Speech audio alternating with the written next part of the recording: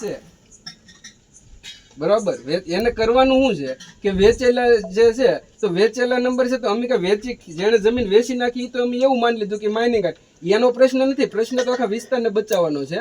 એટલે એને કોર્ટમાં એની જરૂર હોય કે ગમે ને એને ષડયંત્ર કાવતરા જે કાંઈ હોય તે બરાબર, પણ એ જેટલું ડીલે થાય જવાબ આપવામાં એટલી વારમાં તો એ જે એના નંબરમાં ખાડા કરવાના છે એ કામગીરી પૂરી થઈ જાય બરાબર. લોકો 5 હશે કે 5000 હશે એ જનજાગૃતિની વાત છે બરોબર, પણ એ હાવ આ તો એક પ્રકારનું એવું થઈ ગયું કે તાનાશાહી કે કોઈ પાસે લાડ બધા પૈસા છે બરોબર તો એ મન ફાવે એમ કરે એવું થયું ને આ તો બરોબર. માલિકીમાં કરે તો એનું શું જરૂર પડતી હશે? હવે હું એમ કહું કે પ્રોવિઝન તો એવું છે કે ગામનો કોઈ દાખલા તરીકે શહેરની અંદર તમારે ઘરની જમીનમાં મકાન બનવું હોય તો તમારે નગરપાલિકાની મંજૂરી તો લેવી પડે. તમારે એક માળ ઉપર લેવો હોય તો નગરપાલિકાની મંજૂરી લેવી પડે. એવા બધા નિયમો તો છે જ ને. જ્યારે અહીંયા તો આખું ખબર છે કે આ વિવાદિત છે ને આ લોકો વર્ષોથી પોતાના જીવના જોખમે લડી છે પોતાનું જીવન બચાવવાનું, તો ખબર હોવા છતાં આવી હાવ એટલે અસામાજિક પ્રવૃત્તિઓ કહેવાય. અને અસામાજિક પ્રવૃત્તિઓને પ્રોત્સાહન તંત્ર દ્વારા મળે તો લોકો ન્યાયની અપેક્ષા કોની પાસે? અને અમને આવા ઇસ્યુમાં આવો ડર છે એટલે પ્રોટેક્શન આપો, અને જો આપી શકતા હો તો તમે આપો ખાડા ખોદવા માટે. ના એવો ઉલ્લેખ તો ના ખાડા એવો કાંઈ ના તો ના અપાય. માલિકી ટૂંકમાં જમીન વિરોધ છે ખાડા ખોદવા, માલિકીનો વિરોધ નથી, કબજાનો વિરોધ નથી. અમને કબજો ભલે લઈ લીધો, ડર છે એમને. હા એ તો ખાતરી આપી દો કે કોઈ ઇસ્યુ નહીં બને તમારે એન્ટ્રી કરવામાં. વાહ પ્રોટેક્શન શું કામ આપો? પ્રોટેક્શન શું કામ? ઇસ્યુ બને તો ને. કબજા માટે તો ઇસ્યુ બનવાની વાત નથી, પણ કબજા સિવાયનું જે પ્રવૃત્તિ કરે છે એના માટે તો એને માગ્યું નથી પ્રોટેક્શન. ના એના માટે જ નથી. હા તો પછી ન મળે એને પ્રોટેક્શન. જો એના માટે માગ્યું હોય તો બરોબર, પણ એમાં 15 દિવસનું પ્રોટેક્શન છે. કામ શરૂ કર્યું ત્યારે એક જેસીબી થી શરૂ કર્યું. હું ના બીજે દિવસે આવ્યો એટલે એકમાંથી તરત 2 જેસીબી થઈ ગયા. આજે 3 જેસીબી થઈ ગયા. એ ટાઈમ પીરિયડ પૂરો થાય ત્યાં તો એને જ્યાં ખાડા કરવાના છે ત્યાં કરી નાખે.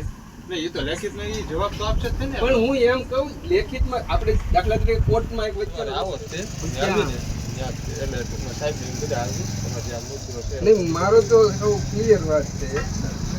અત્યારે તો કામ અત્યારે કામ અટકાવી દીધું છે. નમસ્તે સાથીઓ, હું ભરત ભીલ એક ખૂબ જ સમગ્ર મહુવા અને તળાજા તાલુકાના દરિયાઈ કાંઠાના ખેડૂતો માટે એક ખૂબ જ અતિ મહત્ત્વનો સંદેશ આપ સુધી પહોંચાડવા માગું છું. હાલ નીચા કોટડા ગામમાં અને અન્ય ગામોમાં અલ્ટ્રાટેક માઇનિંગ દ્વારા જે તે ગામની જમીનોની અંદર ખાડા ખોદવામાં આવી રહ્યા છે. આ ખાડા ખોદવામાં કંપની દ્વારા અને કંપનીના માણસો દ્વારા જે કંપની સાથે મળેલા છે એવા લોકો સામાન્ય લોકોના મગજની અંદર એક એવો મોટો સવાલ ઊભો કરી દીધો છે કે વેચેલી જમીન છે એટલે ખાડા ખોદે છે ને.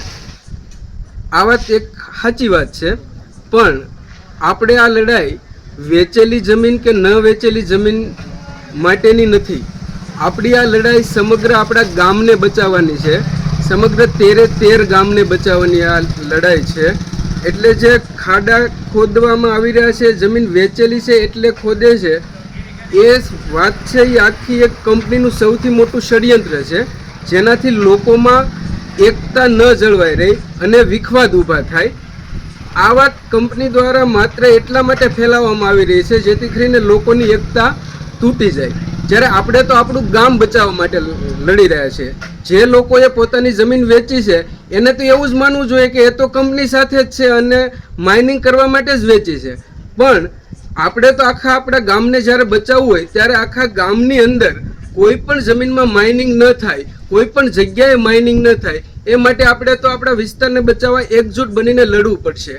એક ખૂબ જ નાના ઉદાહરણ દ્વારા હું સમજાવીશ કે માની લો કોઈ અબજોપતિ કે 500 કરોડ 1000 કરોડ કે 1 લાખ કરોડનો માલિક હોય અને એ આપણા ગામમાં આવી અને ખૂબ ઊંચા ભાવે સંપત્તિઓ ખરીદી લે અને એ સંપત્તિઓનો ઉપયોગ એ ગામને નુકસાન થાય, આવતી પેઢીઓ બરબાદ થાય એવા ખરાબ ધંધાઓ માટે કરે તો શું આપણે ચલાવી લેવા દઈશું? આ એક એવું જ કામ છે કે જે સદીઓથી ચાલ્યું આવે છે કે દુર્યોધન વખતથી પાંડવોને 1 ઇંચ જમીન પણ આપવા નહોતા માંગતા. તો એવી જ રીતે અત્યારે પણ એવું જ ચાલી રહ્યું છે. એક બાજુ જે દુર્જન લોકો છે જે આ કંપનીને જે સહકાર આપવો એ એક એવું જ કામ છે. એટલે આપણી લડાઈ જે છે એ આપણા ગામને બચાવવાની છે, સમગ્ર દરિયાઈ કાંઠાના દરેક ગામડાઓને બચાવવાની છે જે અલ્ટ્રાટેક નીચે આવતા હોય, નિરમા માઇનિંગ નીચે આવતા હોય, અને એ ગામડાને બચાવવા માટે આપણે સૌએ એક થવું પડશે. અને એ માટે હાલમાં જે ખાડા ખોદવાની પ્રવૃત્તિ છે એ એટલા માટે આપણે બંધ કરાવવી જ પડે કે એણે કોઈ પણ વ્યક્તિ પૈસાદાર હોય તો એણે ત્યાં ખેતી કરવી પડશે. એવા ખાડા ખોદીને ગામમાં એવી પ્રવૃત્તિઓ એ આપણે કરવા દઈશું નહીં. વેચેલી છે કે નથી વેચેલી એ આપણો પ્રશ્ન છે જ નહીં. આપણો પ્રશ્ન એ જ છે કે આપણા ગામમાં એવી કોઈ ખરાબ પ્રવૃત્તિ ન થવી જોઈએ જેનાથી આપણે આવનારી પેઢીઓ છે એ બરબાદ થઈ જાય. એટલે જે કંપની દ્વારા સૌથી જે મોટું કાવતરું છે કે વેચેલી છે એટલે ખોદીએ, આ તો અમારી માલિકીની જમીન છે એટલે ખોદીએ. તો તમારી માલિકીની જમીન હોય એમાં પણ તમારે ખેતી જ કરવી પડશે. અને આ માટે 13 ગામના ગ્રામજનોએ, પંચાયતોએ, આગેવાનોએ પક્ષી છોડીને પણ જો તમને વતન પ્રત્યે પ્રેમ હોય, આપણા ગામડાઓ પ્રત્યે પ્રેમ હોય, ખેતી, ખેડૂત, પર્યાવરણ, જળ, જમીન પ્રત્યે ખરા અર્થમાં જો પ્રેમ હોય તો આપણે સૌએ એક થઈ અને કોઈ પણ ભોગે આપણા વતનને બચાવવા માટે આવી બધી જે શંકાસ્પદ પ્રવૃત્તિઓ જે કંપની દ્વારા કરવામાં આવે છે એ આપણા વતનને બચાવવા માટે આપણે એને બંધ કરાવવી પડશે. નહીં કે માત્ર વેચેલી જમીન છે એટલે આપણે એવું કરવા દઈશું. એ જમીનમાં પણ અલ્ટ્રાટેકની કોઈ પણ ખરાબ પ્રવૃત્તિ આપણે નથી કરવા દેવી. અને આપણે આપણા સમગ્ર કાંઠાના એક નાના ખેડૂતને, આપણા ગામડાઓને બચાવવા છે એ માટે આપણે આ કોઈ પણ ભોગે અટકાવવું જ પડશે. અને આના ભાગરૂપે જ તે આજે અત્યારે અથવા તો અત્યારે ન હોય તો સવારથી એવું કોઈ પણ કામ થતું હશે તો જેટલા પણ વતન પ્રેમી લોકો છે એ અમે પોતે જવાના છીએ અને એ કામ નહીં કરવા દઈએ. અને એકદમ વિવેકથી, અહિંસક રીતે જે કાંઈ સહન કરવું પડે તે સહન કરીને પણ આ પ્રવૃત્તિ અમે બંધ કરાવીશું. અને જ્યાં સુધી અમારામાં માનસિક તાકાત છે, મક્કમતા છે, જ્યાં સુધી અમે લડીશું ત્યાં સુધી આવા દરેક તત્વો સામે પણ લડીને આપણે આપણા વતનને બચાવીશું. Thank you.